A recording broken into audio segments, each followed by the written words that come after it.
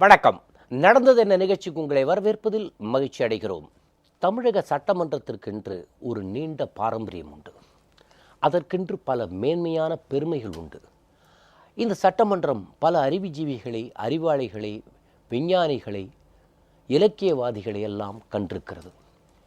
இந்த சட்டமன்றத்தில் நடந்த பல உரைகள் மனிதர்களுக்கு வாழ்க்கையின் முன்னுதாரணங்களாக திகழ்ந்திருக்கிறது. அப்பொழுதெல்லாம் மூதறிஞர் ராஜாஜி பேசினாலோ, பெருந்தலைவர் காமராஜர் பேசினாலோ, தீரர் சத்தியமூர்த்தி பேசினாலோ, அடுத்த நாள் செய்தித்தாளில் எப்படி வருகிறது என்று பார்க்கவே மக்கள் ஆவலோடு இருந்தார்கள். அதற்கு பிறகு 67 பேரறிஞர் அண்ணா தலைமையில் திராவிட முன்னேற்றக் கழக ஆட்சி வந்தது. அப்பொழுது கூட அண்ணா தனக்கே உரிய உயர்ந்த பண்புகளை அங்கே வெளிக்காட்டினார். ஆட்சி என்பது ஆளுங்கட்சி மட்டுமல்ல, எதிர்க்கட்சியும் உள்ளடக்கியதுதான்.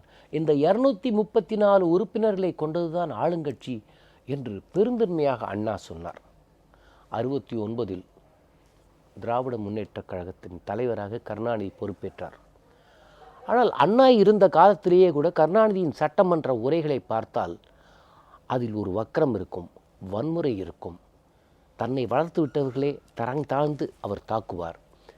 ஆனால் அண்ணாவின் மீது இருந்த ஒரு பயத்தினால் கொஞ்சம் கட்டுப்பாடோடு இருந்தார். ஆனால் 69க்கு பிறகு அவர் கையில் கட்சியும் ஆட்சியும் வந்த பிறகு சட்டமன்ற மாண்புகளை எல்லாம் குலைக்க ஆரம்பித்தார். அதன் உச்சக்கட்ட வெளிப்பாடு 72 புரட்சித் தலைவர் அதிமுகவை ஆரம்பித்த போது அதை இன்னொரு கட்சியாக நினைக்காமல் தன்னுடைய எதிரிகளாக நினைக்க ஆரம்பித்தார் கருணாநிதி.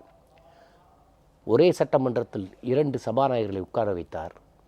வக்கரமான பேச்சுக்கள், ஆபாச பேச்சுக்கள், சாலையில் பேச தயங்கக்கூடிய வார்த்தைகள் எல்லாம் சட்டமன்றத்தில் பிரயோகிக்க ஆரம்பித்தார். தன் கட்சிக்காரர்களை தூண்டிவிட்டவர் கருணாநிதி. இந்த சபையை நடத்த விடக்கூடாது, ஆரோக்கியமான விவாதங்கள் நடக்கக்கூடாது.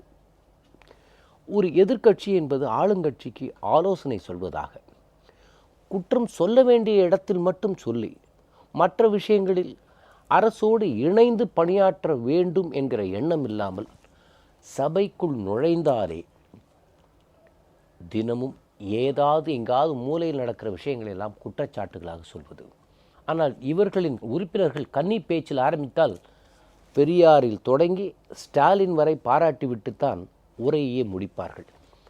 சபைக்கு வருவதே அன்றைய சபையை சீர்குலைக்க வேண்டும் என்று திட்டமிட்டு சட்டமன்றத்தின் மாண்புகளை திராவிட முன்னேற்றக் கழகம் கெடுத்து கொண்டிருக்கிறதோ என்பதை போல அவருடைய செயல்பாடுகள் இருக்கிறது. இது குறித்து தான் இன்று நாம் பேசப்போகிறோம். இது குறித்து நம்முடன் பேசுவதற்காக அதிமுகவின் மூத்த தலைவரும் செய்தி தொடர்பாளரும் முன்னாள் அமைச்சருமான திரு பண்ருட்டி ராமச்சந்திரன் அவர்கள் வந்திருக்கிறார்கள். வணக்கம். தமிழக சட்டமன்றத்தின் மாண்புகள் எப்பொழுது கொலைய ஆரம்பித்தது, எப்போது மோசமாக போயிற்று? 1967 அறிஞர் அண்ணா ஆட்சிக்கு வந்தார். அப்பொழுது காங்கிரஸில் ஒரு 50 உறுப்பினர்கள் எதிர்கட்சி. ஆமாம், கருத்திருமன். ஆமாம், இதுக்கு எதிர்கட்சி தலைவர் பொன்னப்ப நாடார் துணைத் தலைவர், ஒரு விநாயகம் கொறடா. நீங்கள் அப்போ ஒரு எதிர்கட்சிங்கிற பொழுது அவங்கள பகையாக அவர் நடத்தலை. எனக்கு இன்னும் நன்றாக நினைவு இருக்கிறது, அண்ணா அரசின் மீது நம்பிக்கையில்லா தீர்மானம் காங்கிரஸ் கட்சி கொண்டு வருகிறது. அதில் அவங்கெல்லாம் பேசி முடித்த பிறகு அறிஞர் அண்ணா அவர்கள் அதுக்கு பதில் சொல்லணும். அவர் எழுந்த உடனே என் மீது காங்கிரஸ் கட்சி நம்பிக்கையில்லா தீர்மானம் கொண்டு வந்திருக்கிறது, என்றைக்கு என் மீது உங்களுக்கு நம்பிக்கை வந்தது, இன்றைக்கு நம்பிக்கை இல்லாமல் போயிட்டு அப்படின்னாரு. என்றைக்குமே நீங்கள் என்னை நம்பலையேன்னாரு. எல்லாம் ஒரே சிரிப்பு. அதாவது ஒரு நம்பிக்கையில்லா தீர்மானம்ங்கிற பொழுது எவ்வளோ சூடாக விவாதம் இருக்கும். அது ஆரம்பத்திலேயே என் மீது என்றைக்கு உங்களுக்கு நம்பிக்கை இருந்தது, இன்றைக்கு நம்பிக்கை இல்லாமல் போய்விட்டதுன்னாரு. எல்லாம் க்ளோஸ். அது மாதிரி எதுக்கு சொல்ல வரேன்னா, அப்படி ஒரு ஸ்போர்ட்டிவாக ஒரு நகைச்சுவை இருக்கும், ஒரு ஆரோக்கியமான விவாதம், கருத்தும் இருக்கும். இது கருணாநிதி எதிர்கட்சின்னா அவங்கள பகைவர்களாக நான் நினைக்கிறார், அழிக்கணும்னு நினைக்கிறார். அது தப்பு. அதாவது அரசியலில் ஆக்கபூர்வமான யோசனைகளை எல்லாம் வழங்கி ஒரு எதிர்கட்சியும் நம்ம அரசாங்கத்துக்கு உதவி புரிய முடியும். நான் முதல் 1967 சட்டமன்ற உறுப்பினரான பொழுது, அப்போது மாண்புமிகு ஆதித்தனார் அவர்கள் சபாநாயகர் அவர் என்கிட்ட சொல்லும் பொழுது, விவாதத்தில் நாம் பேசுகிற பொழுது அது வந்து எதிரியை வீழ்த்தணுங்கிறது முக்கியமல்ல, அது எந்த பொருளில் விவாதம் நடக்கிறதோ அந்த பொருளில் நீ வந்து கான்ட்ரிபியூட் பண்ண ஆலோசனைகளோ அறிவுரைகளோ அனுபவங்களையோ அல்லது நீ படித்ததையோ அதை வந்து மேலும் பயனுள்ளதாக ஆக்குகிற வகையில் அந்த விவாதத்தில் நம்ம கலந்துக்கிடணும், கான்ட்ரிபியூட் பண்ணணும், என்ரிச் பண்ணணும் அப்படின்னு தான் சொன்னார். அந்த மாதிரி ஒரு சட்டமன்ற உறுப்பினருங்கிற பொழுது அல்லது ஒரு எதிர்க்கட்சிங்கிற பொழுது இப்போது தமிழ்நாடு சட்டமன்றத்தில் நடக்கிறத பார்த்தா மகா மோசம் கீழ்த்தரமாக போய்விட்டது என்று தான் கருதுகிறேன். இப்போ நிதிநிலை அறிக்கையில் விவாதங்கிற பொழுது பொது விவாதம் நடக்குது. பொது விவாதத்தில் எந்த பிரச்சனையும் நீங்கள் பேசலாம். மானிய கோரிக்கைன்னு வருகிற பொழுது தான் அந்த மானியம் சம்மந்தப்பட்டது தான் பேசணும். இப்போ காவல்துறைன்னு வந்தால் காவல்துறையை பற்றி தான் பேசணும், பொதுப்பணித்துறையை பேச முடியாது. பொது விவாதத்தில் நீங்கள் எது வேணாலும் பேசலாம். எந்த பிரச்சனையை திமுக எழுப்ப வேண்டும் என்று நினைத்தாலும் இப்போ பொது விவாதம் நடக்கிற பொழுது யார் அந்த கட்சியின் சார்பில் பேசுகிறாங்களோ அவங்க மூலமாக எழுப்பலாம் அதை. ஆனால் அங்கேருந்து இவங்க வராங்க, அந்த எதிர்க்கட்சி தலைவர் ஸ்டாலினோ அல்லது துரைமுருகன் எழுந்து இவங்க இஷ்டத்துக்கு சபாநாயகரை பார்த்து ஒரு பிரச்சனை எழுப்புகிறாங்க. அது என்ன நியாயம்? விதிமுறைகள்னு ஒன்று இருக்குது. ஆக சட்டமன்றத்தை நடத்துறதுக்கு ஒத்துழைப்பு கொடுக்கறதில்ல. சட்டமன்ற விவாதத்தில் தாங்கள் கலந்து கொண்டு எந்த பிரச்சனையும் எழுப்பக்கூடிய வாய்ப்பு இருந்தும் அந்த வாய்ப்பையும் பயன்படுத்தலை.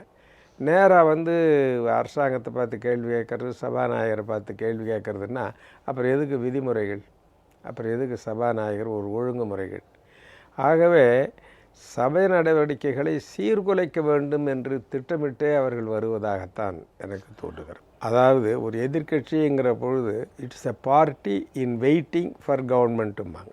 ஆட்சி அமைக்கக்கூடிய வாய்ப்பில் உள்ள ஒரு கட்சி தான் எதிர்க்கட்சி. இப்போ அந்த அளவுக்கு இவங்களுக்கு வந்திருந்தும் கூட ஒருவரை வந்து ஒரு சப்ஜெக்டில் பேச சொல்கிறாங்கன்னா அதில் தான் அவர் பேசணும்.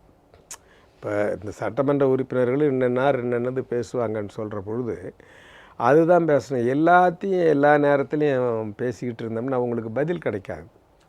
ஆளுங்கட்சி சார்பில் எதிர்க்கட்சிகள் அரசை விமர்சனம் செய்யலாம், ஆனால் அரசை விமர்சனம் செய்கிறோம் என்ற பேரில் ஒவ்வொரு உறுப்பினரும் எங்கேயோ தமிழகத்தின் மூலை முடுக்கில் நடக்கிற ஒரு விஷயத்தை எடுத்துக்கொண்டு குற்றச்சாட்டுகள் சொல்ல வேண்டும் என்பதற்காகவே பேசுகிற மாதிரி தெரியும். அதுதான் தப்பு. அதாவது வம்புக்கு இழுக்கிறதுக்காகவே வராங்க. இப்போது ஒரு நிர்வாகத்தில்ங்கிற பொழுது பல லட்சக்கணக்கான அரசு அலுவலர்கள் பணியாற்றுகின்ற ஒரு நிர்வாகம். எங்கேயோ ஒரு இடத்துல தவறு இருக்கலாம், குறை இருக்கலாம். அந்த குறையை சுட்டி காட்டுறதுங்கிறது வேறு. ஆனால் இவங்க தப்பு கண்டுபிடிச்சி குற்றம் சொல்லி வம்பு வளர்க்கணும் அப்படிங்கிற நோக்கத்தோடு வராங்களே ஒழிய அந்த விவாதத்தில் ஆக்கபூர்வமாக இவர்கள் கலந்து கொள்ளவில்லை என்பதை தான் காட்டுகிறது. திமுகவை பொறுத்தவரையில் அவங்க எதிர்க்கட்சியில் இருந்தால் இப்படி தான் செய்வாங்க. அதுவும் கருணாநிதியினுடைய தலைமையில். இப்போ மாண்புமிகு புரட்சித் தலைவர் எம்ஜிஆருடைய அமைச்சரவை நாங்கள் அப்போ இருந்தோம். அவர் முதல்வர், நாவலர், அடுத்தது நான் இருந்தோம். அப்போ கருணாநிதி, அன்பழகன் இவங்கள்லாம் எதிர்க்கட்சியில் இருந்தாங்க. அப்போவே என்ன செய்வாங்கன்னா இவங்க வராமல் அந்த துரைமுருகன், ரஹ்மான் கான், சுப்பு இவங்கள விட்டு கலாட்டா பண்ண சொல்லுவாங்க, வம்பு வழக்க சொல்லுவாங்க, தகராறு பண்ண சொல்லுவாங்க, கைகலப்பு வரலும் கூட போயிருக்கு. எதுக்கு சொல்ல வரேன்னா கருணாநிதியை பொறுத்தவரையில் அவருக்கு வந்து சட்டமன்றம் அது இதுன்னு கிடையாது. அவருக்கு வந்து ஒரு வாய்ப்பு இல்லை, முதல் மந்திரி இல்லைன்னு சொன்னால் வேறு யார் இருந்தாலும், அது எந்த கட்சி ஆளுங்கட்சியாக இருந்தாலும், எந்த தலைவர் இருந்தாலும் அதை விடக்கூடாது. அவங்களுக்கு வம்பு வளர்க்கணும், அவங்களோட தகராறு பண்ணணும் அப்படிங்கிற ஒரு வன்மம் அவருக்கு உண்டு. அதனுடைய விளைவு தான் இப்போ வியாழக்கிழமை நடந்தது தகராறு சட்டமன்றத்தில். வெள்ளிக்கிழமை தீர்ப்பு தரேன்னு சொல்கிறாரு சபாநாயகர். ஒரு எதிர்க்கட்சி என்ன பண்ணணும்? சட்டமன்றத்திற்கு வந்த உடனே எப்பொழுதுமே திருக்குறளை படிப்பார். அதுக்கப்புறம் வந்து கேள்வி நேரம் இருந்தால் கேள்வி நேரம் முடிஞ்சு அதுக்கு பிறகு தான் 0 ஹவர் அப்படின்னு. 0 ஹவர்னு ஒன்றும் சட்டத்தில் கிடையாது. இருந்தாலும் பொது பிரச்சனை, பொது முக்கியத்துவம் வாய்ந்த ஒரு பிரச்சனையை பற்றி கேட்கலாம். அதாவது எதிர்க்கட்சி சார்பில் கேட்கலாம். ஆளுங்கட்சி சார்பில் அவை முன்னவரோ அமைச்சர்களோ விருப்பப்பட்டால் பதில் சொல்லலாம், இல்லைன்னா பேசாமல் இருக்கலாம். நீங்கள் வற்புறுத்த முடியாது. இங்கே வந்த உடனே சபாநாயகரையே பார்த்து நேற்று சொல்கிறேன் நீங்களே இன்றைக்கி ஏன் சொல்லலைன்னு கேட்டால் அப்படிலாம் கேட்க முடியாது. சட்டமன்றத்தில் விதிமுறைகள் இருக்குது. ஆக ஏன் அது இப்படி செய்கிறாங்கன்னு நான் ஏன் அனுபவத்தை வச்சு சொல்கிறேன்னா, நேற்று கருணாநிதின்ற பார்த்துருப்பாங்க. அவர் என்ன சொல்லியிருப்பார், கலாடா பண்ணிட்டு வந்துடுங்க, அவங்க நிதிநிலை அறிக்கைக்கு பதில் சொல்கிற பொழுது அங்கே இருக்காதீங்க, புறக்கணிச்சிட்டு வாங்கன்னு அவர் சொல்லி அனுப்பிச்சிருப்பார். அதுதான் அதனுடைய விலை. இது பூரா சூத்திரதாரி கருணாநிதி தான், அதில் ஒன்றும் சந்தேகமே இல்லை. இப்போது இன்னொன்று பார்த்தீங்கன்னா, அவர் துரைமுருகன் எழுந்து அமைச்சர்களை பார்த்து நீங்கள் நீண்ட உரையாற்றுகிறீர்கள். ஆனால் இவர்களுடைய உறுப்பினர்கள் இந்த கன்னி பேச்சு ஆரம்பிக்கிறேன்னு சொன்னோடனே கட்சி தலைவர் கோச்சிப்பாருன்னு கருணாநிதி புகழாரம், அதற்கு பிறகு எதிர்க்கட்சி தலைவர் கோச்சிப்பாருன்னு ஸ்டாலின் புகழாரம்.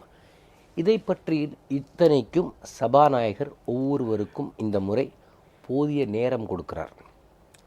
அண்ட் இன்னொன்று, இவங்க பேசிக்கிட்டே இருக்காங்க, அப்போ அதிமுகவினர் மௌனம் காக்கிறார்கள். ஆனால் இவர்கள் சொல்லுகிற ஏதாவது ஒரு குற்றச்சாட்டுக்கு அமைச்சர்கள் பதில் சொல்ல எழுந்தாலே உடனே ஒரு பெரிய கலாட்டா அவங்கள பேச விடாமல் செய்கிறார். இதை எதிர்க்கட்சி தலைவர் என்கிற முறையில் ஸ்டாலின் இவர்களை கட்டுப்படுத்த வேண்டாமா? எதிர்க்கட்சி தலைவருங்கிற முறையில் ஸ்டாலின் இந்த மாதிரி சத்தம் போடாதீங்கன்னு அவங்களெல்லாம் உட்கார வச்சுட்டு, அப்படி ஏதாவது பிரச்சனை இருந்தால் இவரே எழுந்து பேசணும். அதுதான் முறை.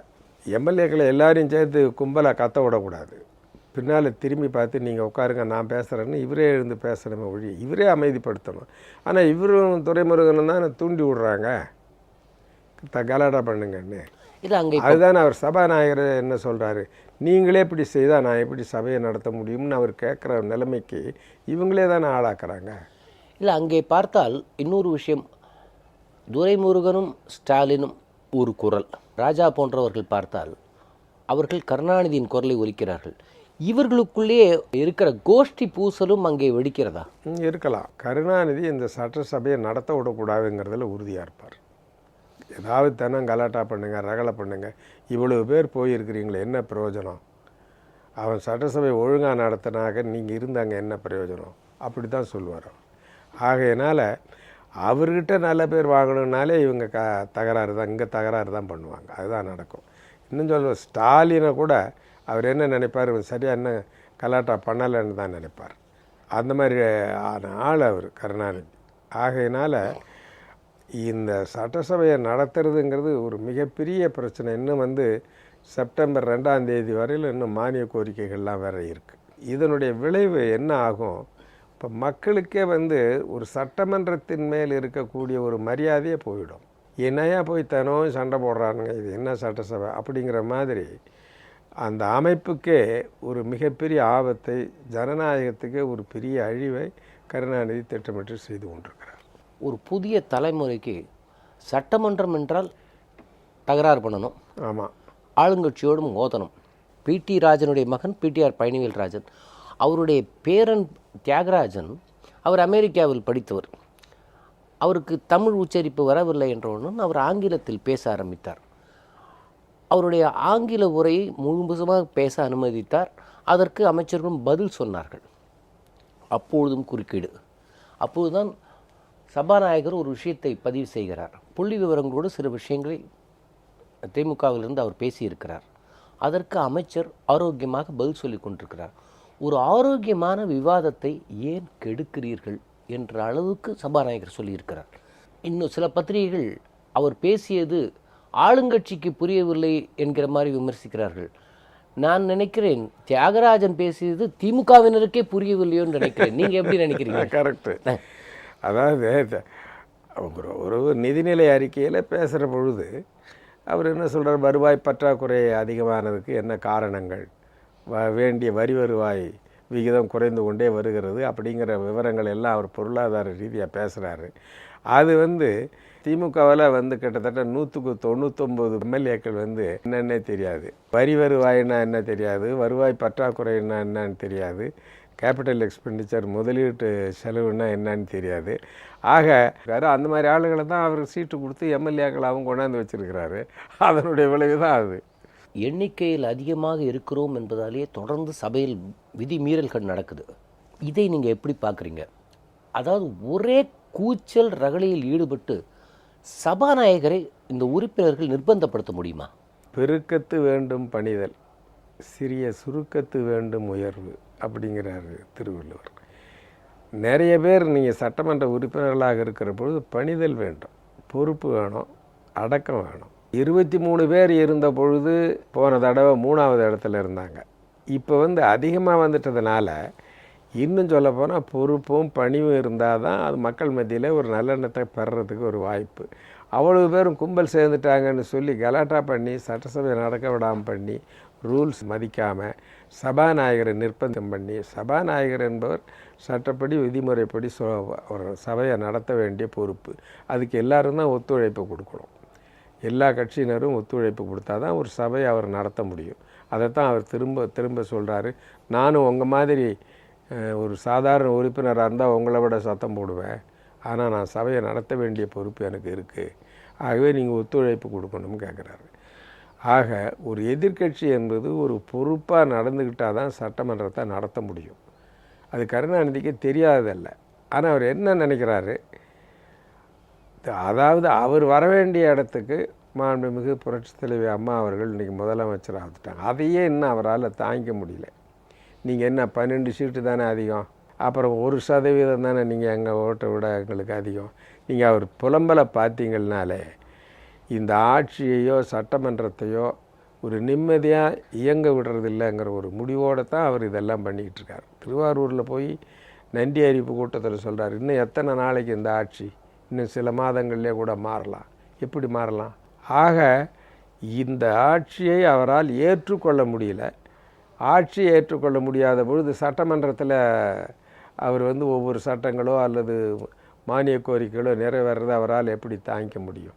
நாம் இருந்தல்லவா செய்யணும் அந்த முதல் மந்திரி ஸ்தானத்தில். அப்படி தான் நினைக்கிறார் அவர். 93 உறுப்பினர்களை வைத்துக்கொண்டு இவரால் 5 ஆண்டு காலம் ஆட்சியை நடத்தி செல்ல முடியும் என்றால், முழு பெரும்பான்மை பெற்றிருக்க அதிமுக ஆட்சி எப்படி? சட்டம் ஒழுங்கை பற்றி புள்ளி விவரங்களோடு நிதியமைச்சர் அவர்கள் சொல்லியிருக்கிறார். ஆனால் இவர் முரசொலியில் ஏதோ காவலர்களுக்கு இவர்தான் எல்லா நலனையும் செய்ததைப் போல, அவர்களுக்கு வீட்டு வசதி வாரியத்திலிருந்து வேலை பழுவுனாலும் மன அழுத்தத்தையும் இவர்தான் கவனித்து கொண்ட மாதிரியும் இவர் எழுதுகிறார். உண்மையில் கருணாநிதியை கூர்ந்து பார்த்தவர்களுக்கு தெரியும், திராவிட முன்னேற்றக் கழகம் ஆட்சியில் இருந்தால் ஒரு கமிஷனர் வேலை செய்ய முடியாது, ஒரு டிஜிபி வேலை செய்ய முடியாது. அங்கங்கே இருக்கிற அமைச்சர்களும் மாவட்ட செயலாளர்களும் பகுதி செயலாளர்களும் வட்ட செயலாளரும் தானே காவலர்களாக பணியாற்றினார்கள். இவருக்கு காவல்துறை பற்றி பேசுவதற்கு ஏதாவது அருகதை உண்டா? காவல்துறையை தூண்டி விடுறாரு அரசுக்கு எதிராக. நான் என்ன சொல்கிறேன், ஒரு நிர்வாகம் நடக்குது, காவல்துறைக்கு நீங்கள் அதை பண்ணலை இதை பண்ணலை அப்படின்னு சொல்லி அவர்களுக்காக ரொம்ப அனுதாபம் காட்டுற மாதிரி அவர் எழுதுறத, காவல்துறையில் இருக்கிற ஒரு பிரிவினரை அல்லது ஒரு செக்ஷனை என்ன பண்ணுறாரு, அரசுக்கு எதிராக தூண்டி விடுறாரு. அதுவே தப்பு. போலீஸ் டிபார்ட்மெண்ட்டையே கவர்மெண்ட்டுக்கு அகைன்ஸ்டாக திருப்பணுங்கிற ஒரு நரி தந்திரத்தில் தான் அவர் அதெல்லாம் பண்ணிக்கிட்டு இருக்கார். காவல்துறை நீங்கள் சொன்ன மாதிரி அப்பொழுதே காவல்துறை தலைவர்களுக்கு ஒரு நாளைக்கு ஒரே கேஸில் 10 ஃபோன் வரும். அப்போவே கேட்டாங்க எத்தனை முதல் மந்திரி அவங்க ஆட்சியில்னு. ஆகையினால் போலீஸ் டிபார்ட்மெண்ட்டு எவ்வளோ கஷ்டப்பட்டதுங்கிறது அது வேறு.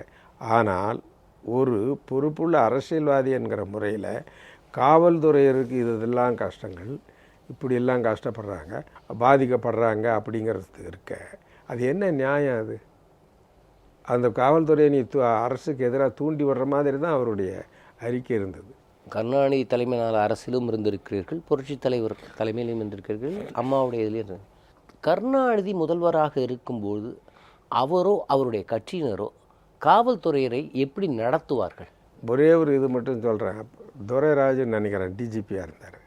இவர் ஆட்சி போனது அவர் தற்கொலை பண்ணிக்கிட்டார, சொன்னதெல்லாம் செய்தார்.